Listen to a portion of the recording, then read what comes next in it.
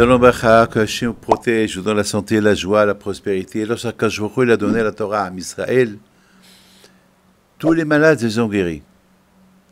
Ceux qui étaient paralysés, ceux qui étaient aveugles, ceux qui n'entendaient pas. Parce que n'oubliez pas que les Juifs, ils étaient esclaves pendant 400 ans en Égypte. Et à l'époque, lorsque quelqu'un il se blessait, il n'y avait pas d'hôpital, il n'y avait pas d'ambulance, il n'y avait rien du tout. Il va rester crevé comme ça jusqu'à la fin. Il y avait des gens qui n'avaient pas de doigts, rien du tout. Mais à Matan Torah, tous les Juifs qui ont quitté l'Égypte, ils ont guéri. En bataille, au moment que Hachem il a dit Anochi Hachem Elokecha, c'est moi Hachem, ton Dieu, l'âme, elle est sortie de leur corps. Ils sont morts. Tous les Juifs sont morts pendant quelques secondes. Pourquoi ils sont morts pendant quelques secondes? Parce que Hachem il a voulu que les bénis Israël ils se purifient. On dit que la mort elle purifie la personne. C'est comme un mikvé. Un mort il ne peut pas fauter.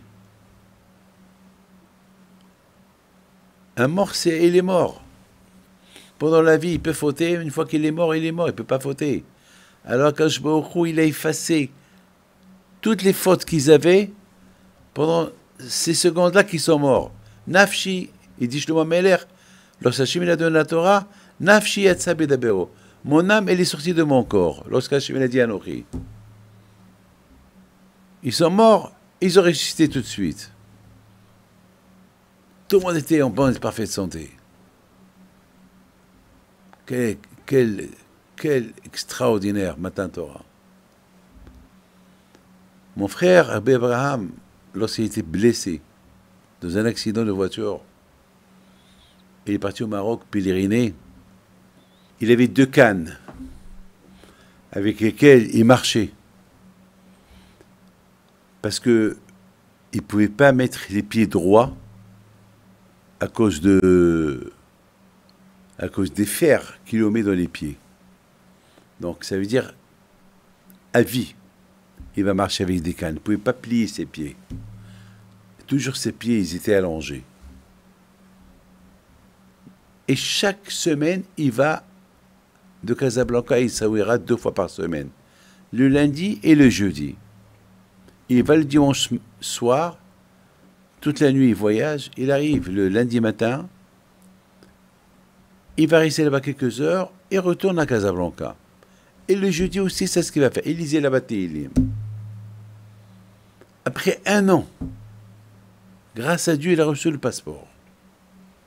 Parce qu'il est resté 1 an au Maroc, ou plus d'1 an, pour faire son passeport. Le passeport marocain. Et Baruch Hashem, il a eu son passeport marocain. Et voilà. Il est parti maintenant pour dire au revoir à Rabbi Haim Pinto. Et dans sa tête, ça y est, après 1 an et demi qu'il est resté au Maroc, maintenant, ça y est, merci Rabbi Haim Pinto, tu m'as sauvé la vie. Il y a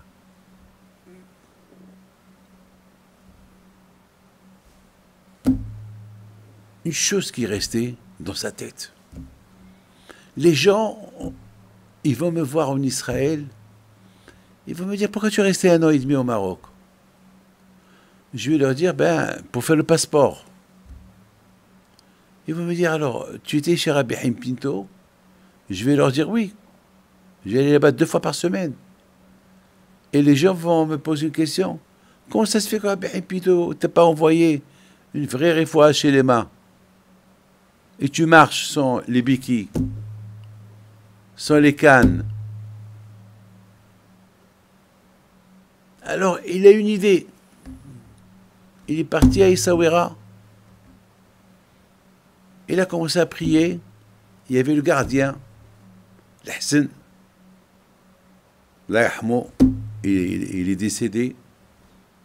C'était lui qui surveillait le cimetière de Essaouira. C'est maintenant ses enfants et ses petits-enfants qui s'occupent du cimetière.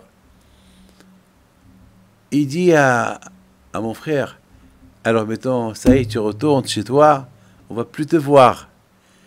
Elle a dit, oui, mais tu vas plus me voir avec les béquilles.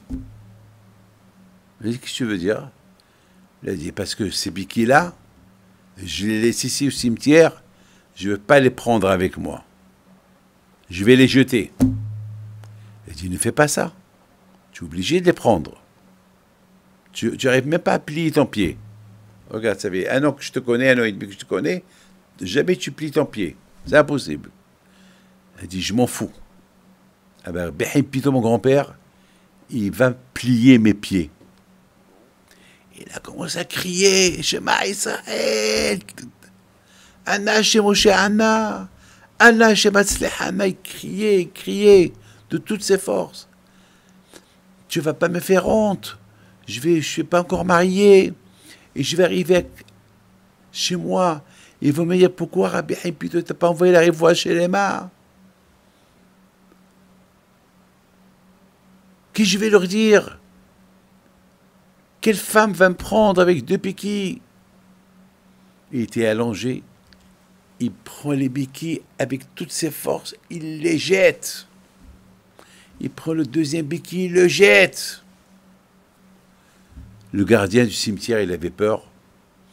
Il est parti les chercher. Entre-temps que lui s'est tourné pour les chercher, Rabbi Abraham, mon frère, il a fait un effort, il s'est levé, il a commencé à marcher. Le gardien du cimetière, presque il s'est évanoui de voir mon frère marcher sans les béquilles. Ça a fait un Kiddush Hashem. Le nom d'Hachem a été sanctifié. Tous les juifs marocains qui l'ont vu, maintenant, marcher sans béquilles. Et bien sûr, une fois qu'il est retourné chez lui, le grand miracle, personne n'a compris. À l'hôpital, ils n'ont rien compris.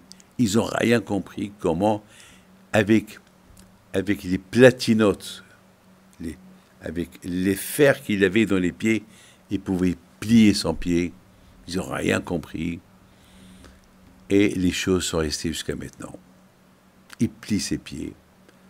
C'est le mystère. Personne ne comprend. La médecine ne comprend pas.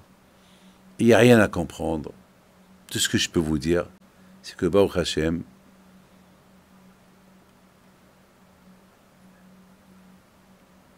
il s'est marié, il a des enfants, et jusqu'à maintenant, il est Télim. Il est Télim 3, 4, 5 fois par jour. Et il s'occupe des pauvres. Il leur donne à manger. Voilà. Voilà l'histoire de mon frère Rabbi Abraham. Hachem, il envoie, des fois chez les mains, un Amen Kerason, mais j'ai même oublié de vous dire que